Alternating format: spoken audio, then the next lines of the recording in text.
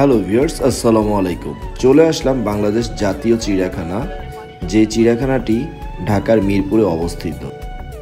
দীর্ঘ প্রায় 25 বছর পর বাংলাদেশ জাতীয় চিড়িয়াখানায় আসলাম।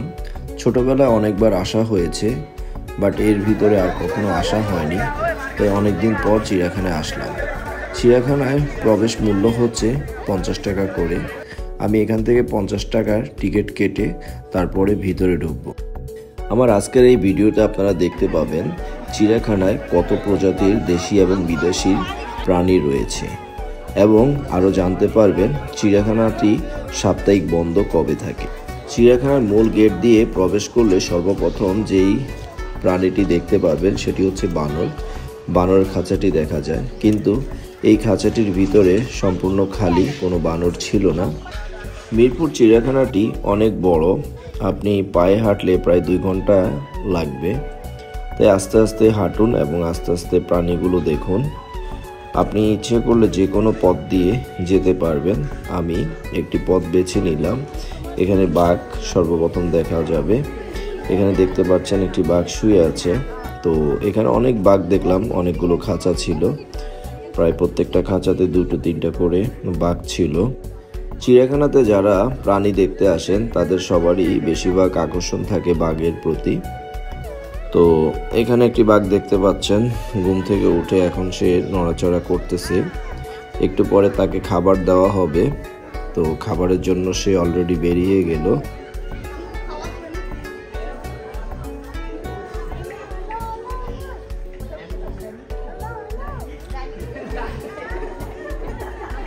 এখানে যে বাঘগুলো আছে এদেরকে প্রতিদিনই 2 থেকে 3 বেলা করে গরু মাংস দেওয়া হয়।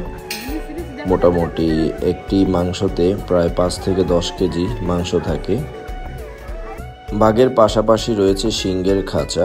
সিংহের খাঁচাতে আমি একটি মাত্র সিংহ দেখতে পেলাম, আর এখানে বাঘের পরিমাণই বেশি দেখলাম, সিংহের পরিমাণ খুবই কম।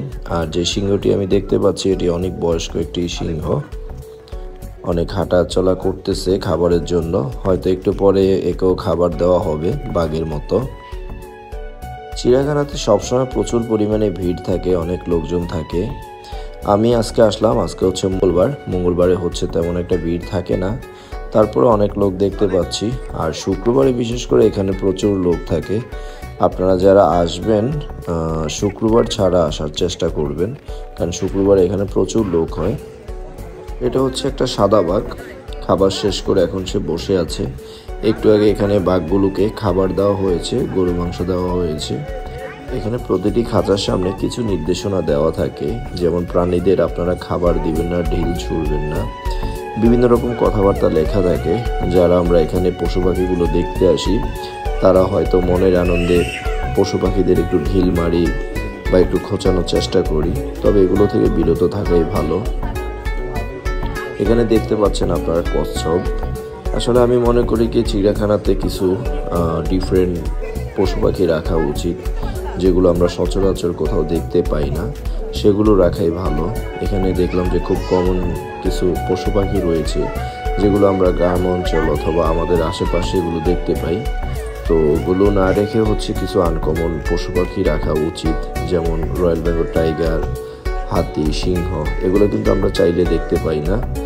আর এখানে বেশ কিছু প্রাণী রয়েছে, যেমন হচ্ছে কচ্ছপ, তারপরে হয়েছে আপনার ঘোড়া, তারপর আরও বেশ কিছু প্রাণী দেখলাম যেগুলো হচ্ছে আমরা সচরাচর সবসময় দেখতে পাই। তো ওগুলো ওখানে না রেখে কিছু আনকমন প্রাণী রাখাই ভালো।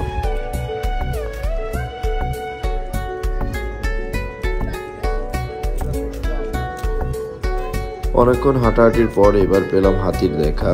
এখানে বেশ কিছু হাতি রয়েছে, আর একটি হাতি দেখলাম বাইরে হাঁটাচলা করতেছে।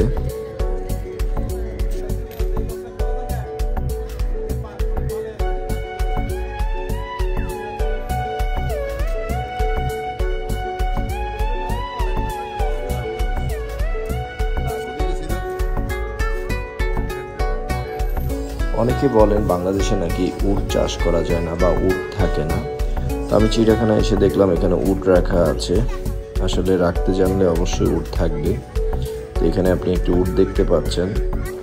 এখন আমি 10 টাকা টিকিট কেটে, জনপ্রতি 10 টাকা টিকিট কেটে আমি এখন ঢুকবো প্রাণী জাদুঘরে। এখানে বিভিন্ন রকম প্রাণী রয়েছে এই জাদুঘরে এবং কিছু অ্যাকোরিয়ামে মাছও রয়েছে। এটি হচ্ছে একটি তিমি মাছের কঙ্কাল, অনেক বড় একটি তিমি মাছ, তার কঙ্কাল দেখতে পাচ্ছেন।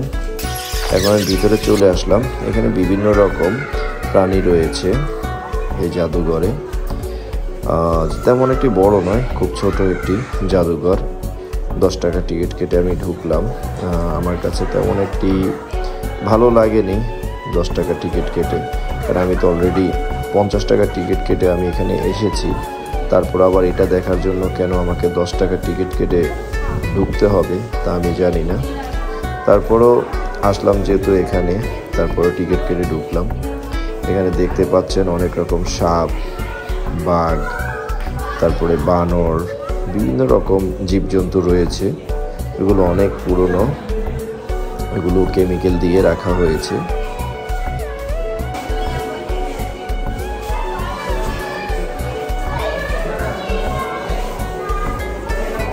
জীবজন্তু দেখা শেষ করে আমি এখন চলে আসলাম অ্যাকোরিয়ামে মাছ দেখার জন্য। এটা হচ্ছে জেব্রা তেলাপিয়া, অনেকটা জেব্রার মতো দেখতে, তাই তেলাপিয়াটির নাম দিয়েছে জেব্রা তেলাপিয়া। এখানে বেশ কিছু অ্যাকোরিয়াম রয়েছে, কিন্তু সবগুলো অ্যাকোরিয়ামে মাছ নেই, অল্প কিছু অ্যাকোরিয়ামে মাছ রয়েছে। বেশিরভাগই হচ্ছে বিদেশি মাছ।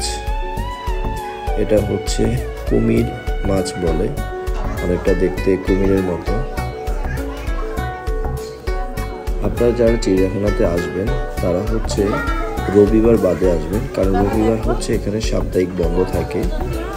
আর শুক্রবার, শনিবার এই 2 দিন এখানে প্রচুর লোক হয়। শুক্রবার এবং শনিবার ছাড়া আপনারা আসবেন, খুব সুন্দরভাবে ঘুরতে পারবেন। আর এখানে খুব সুন্দর একটি লেক আছে, আপনারা চাইলে লেকেও ঘুরে আসতে পারবেন। এখানে আপনারা দেখতে পাচ্ছেন ঘোড়া, গাধা, আরও অনেক ধরনের প্রাণী আছে। আমি আসলে সবগুলো ভিডিও করে এখানে আসলে দেখানো সম্ভব না, তাই যতটুকু পেরেছি আপনাদের একটু একটু করে এখানে দেখানোর চেষ্টা করেছি। এটা হচ্ছে একটি মিনি শিশু পার্ক, বাচ্চাদের জন্য খুব সুন্দর একটি শিশু পার্ক করেছে। এটা আমি আগে দেখিনি, তবে এবার দেখতে পেলাম এখানে এসে। তো এখানে হচ্ছে যে আপনারা বিভিন্ন রাইডে উঠতে পারবেন বাচ্চাদের নিয়ে। খুব সুন্দর একটি শিশু পার্ক এখানে করেছে।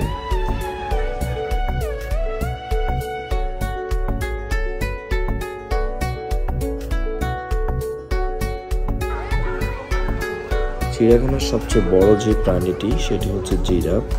এই জিরাফ দেখার জন্য আপনাকে দোতলায় উঠতে হবে। আপনি দোতলায় উঠলে অনেক কাছ থেকে জিরাফ দেখতে পাবেন। সিঁড়ি বেয়ে এখানে দোতলায় উঠা যায়। দোতলায় উঠলে আপনি জিরাফকে খুব কাছ থেকে দেখতে পাবেন। এখানে রয়েছে জলস্থি।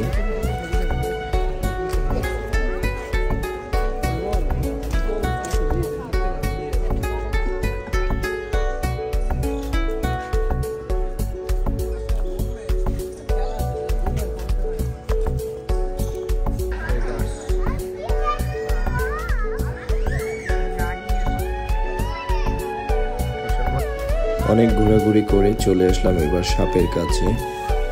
তো এখানে আমি অনেক প্রজাতির আপনাদের সাপ দেখানোর চেষ্টা করব, কিন্তু দুঃখের বিষয় হলো আমি চেয়েছিলাম এখানে অনেক ধরনের সাপ আপনাদের দেখাতে পারবো, বাট এখানে তেমন সাপ নেই। খাঁচা আছে বাট সাপ নেই। অল্প কিছু অজগর সাপ রয়েছে এখানে, আর তেমন কোনো সাপ দেখতে পাইনি। তবে এখানে লেখা ছিল শীতকালে নাকি সাপরা হচ্ছে তাদের বাসস্থানে থাকার চেষ্টা করে, মানে লোকালয়ে আসে না। অনেকক্ষণ হাঁটাহাঁটি হলো, একটু পরে বেরিয়ে পড়বো। আর আমার ভিডিওটি প্রায় শেষ পর্যায়ে। তো আমি চেষ্টা করেছি যতটুকু আপনাদের এখানের জীবজন্তু দেখানোর। আসলে ভিডিওতে সবগুলো দেখানো হয়নি, কারণ ভিডিওটি অনেক বড় হয়ে যাচ্ছে, তাই যতটুকু পেরেছি আপনাদের দেখানোর চেষ্টা করেছি। যারা এখনও আসেননি মিরপুর চিড়িয়াখানা অবশ্যই একবার ঘুরে আসবেন, ভালো লাগবে। তো সবাই ভালো থাকবেন, আল্লাহ হাফেজ।